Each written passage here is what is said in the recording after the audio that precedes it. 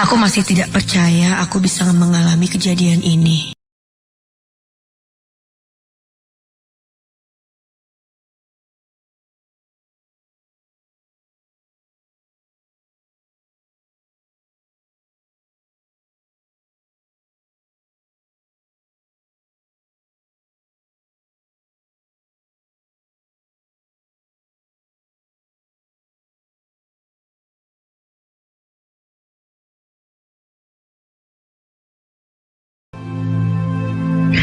Kebetulan kakakku malam itu mengabari bahwa ia tidak akan pulang ke kosan karena harus mengerjakan tugas kuliahnya di kosan temannya.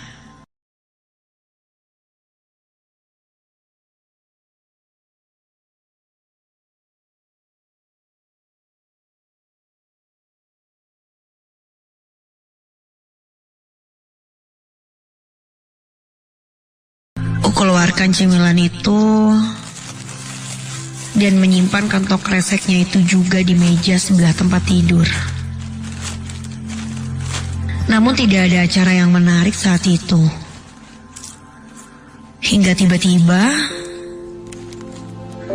aku teringat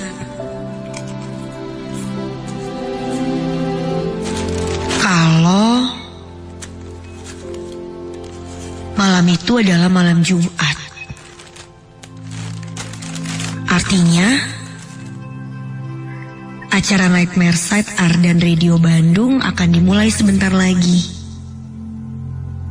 Kemudian, karena di sana tidak ada radio, jadi aku pun mencoba streaming untuk mendengarkan Nightmare Side.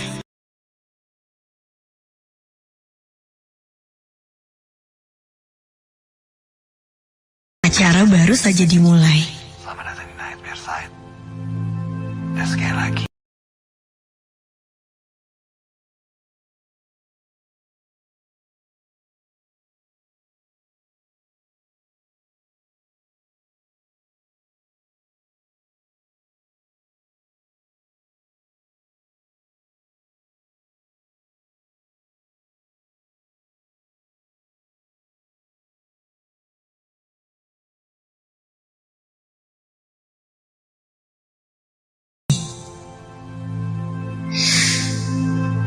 Hingga tak terasa, waktu pun berlalu. Sudah hadir di Ardan Studio Jalan Cempaka 159 Bandung. Dan terima kasih untuk Insan Muda yang selalu setia untuk mendengarkan Nightmare Side, selalu mendekatkan keimanan dan ketakwaan kita kepada Tuhan Yang Maha Esa agar bisa terhindar dari hal-hal yang tidak kita inginkan. Terima kasih juga. Aku baru sadar Ada Mas Tak, malam hari ini yang aku mendengarkan Nightmare Side ada membaca cerita sendirian. dan Dimas juga menjaga cerita. Setelah acara Nightmare Side Ardan selesai, aku mendapat sebuah pesan dari temanku, Eri. Dia menanyakan tentang cerita terakhir Nightmare Side malam ini.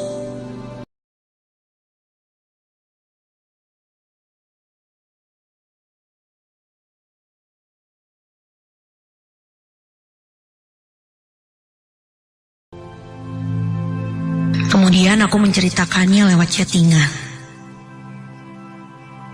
Hingga saat itu, waktu menunjukkan pukul 1 malam. Udah ya, aku ngantuk nih. Mau tidur dulu, kataku. Setelah itu, aku langsung mengambil posisi tidur.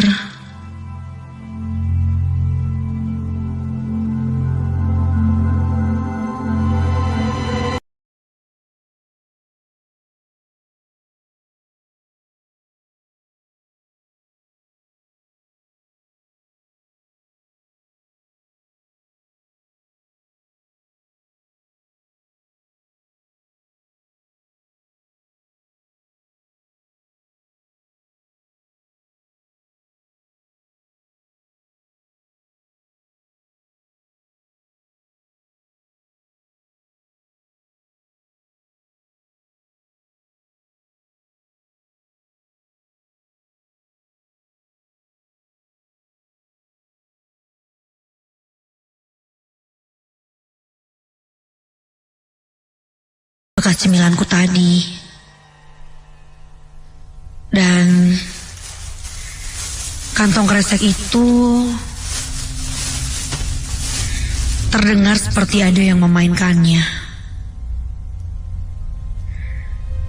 Aku membuka mataku dan melihat ke arah suara itu.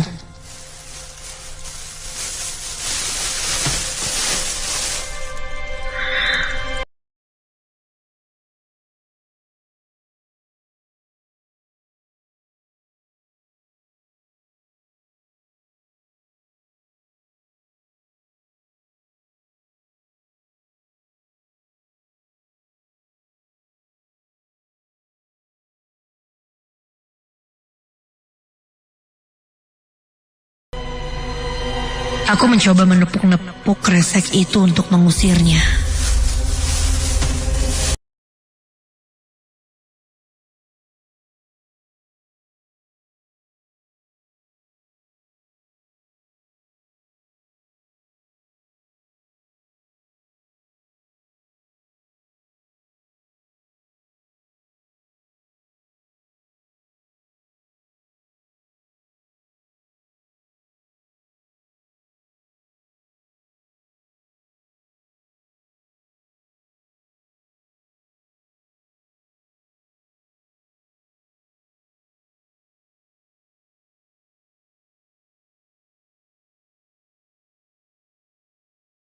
Aku terbangun mendengar notif dari handphoneku itu. Ternyata ada beberapa temanku yang masih terbangun dan sedang chat di grup.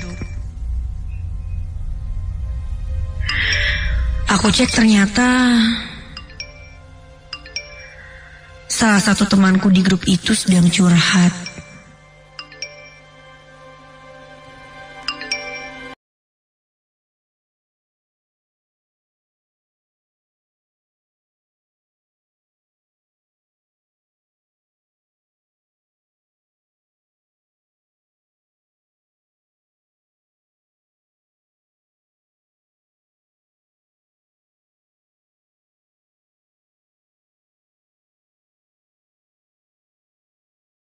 Beberapa menit, kulihat jam, ternyata sudah pukul 1:30 malam.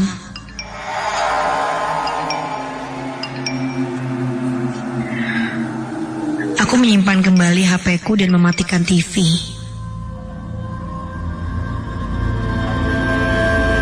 Mencoba tidur lagi.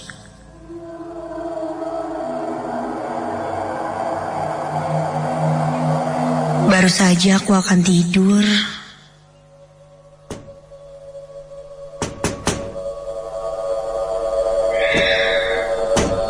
ada suara seperti seseorang mengetuk jendela kamar ini dengan jarinya. Hah? Siapa itu? Gumamku.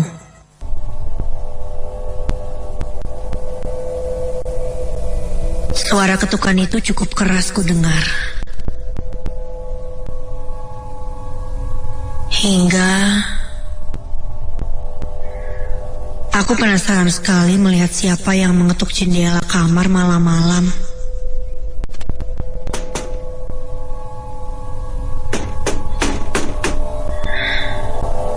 Suara itu semakin kencang ku dengar.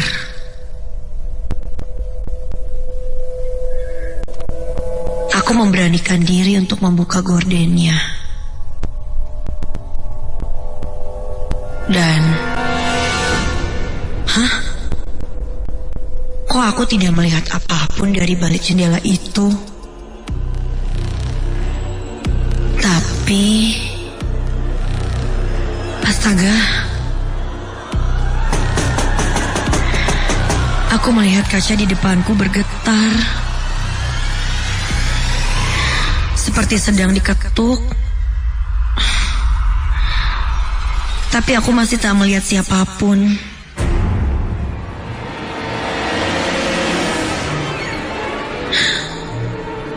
Itu artinya posisiku sekarang berhadapan dengan sesuatu yang tak kasat mata. Ketukan itu tetap terdengar. Diikuti suara seperti menggeram.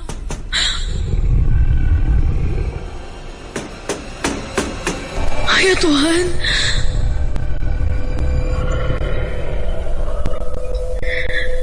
Aku kembali menutup gorden dan kunyalakan TV agar tidak terlalu sepi.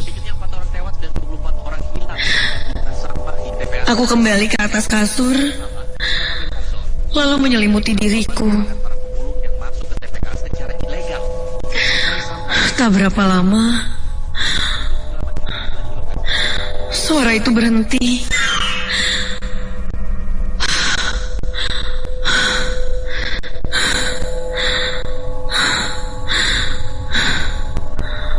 Dan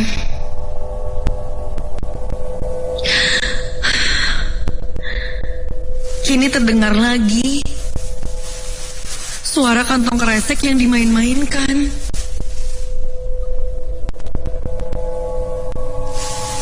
Aku mencoba untuk tak memedulikannya.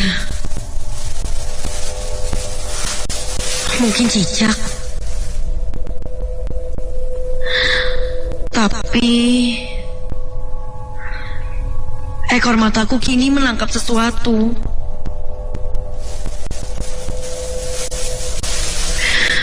Kantong kresek itu bergerak hingga terjatuh dari atas meja. Refleks, aku menoleh ke arah sana. Dan ketika aku tengok, astaga,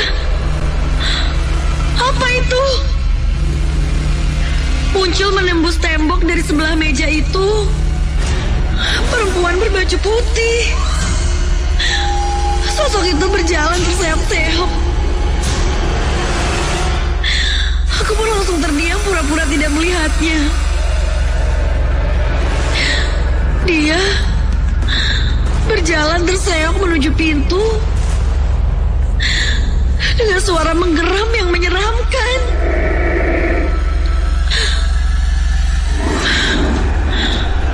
Untunglah dia tidak melihatku. Aku mencoba untuk tidak bergerak. Bahkan aku mencoba menahan nafas agar hembusan nafasku tak terdengar olehnya. Sampai astaga, handphone yang kusimpan di atas meja berbunyi.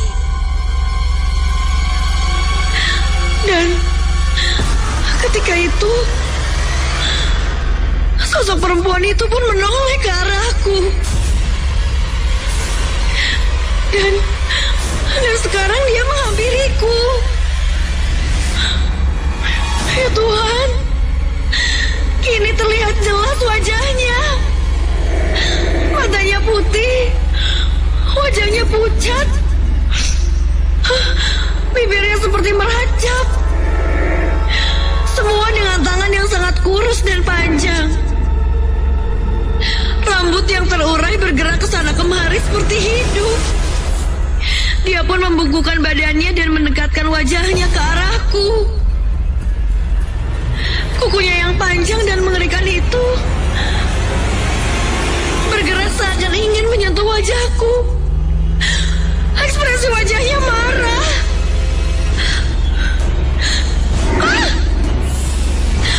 Aku yang ketakutan meringkuk tak berdaya di kasur. Aku tak tahu apa yang harus kulakukan. Aku hanya berdoa agar makhluk itu pergi dari hadapanku. Tak lama, tercium bau seperti rambut terbakar yang menyengat. Dan tak lama suara pun hening kembali.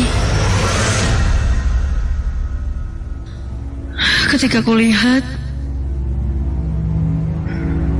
makhluk itu sudah pergi.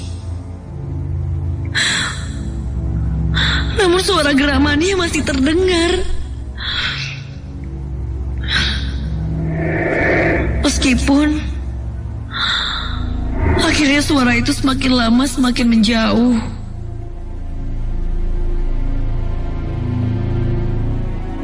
Malam itu aku tidak bisa tidur. Bahkan sampai azan subuh berkumandang.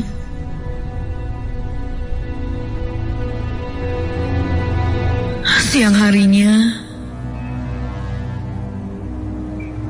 aku menceritakan semuanya pada kakakku.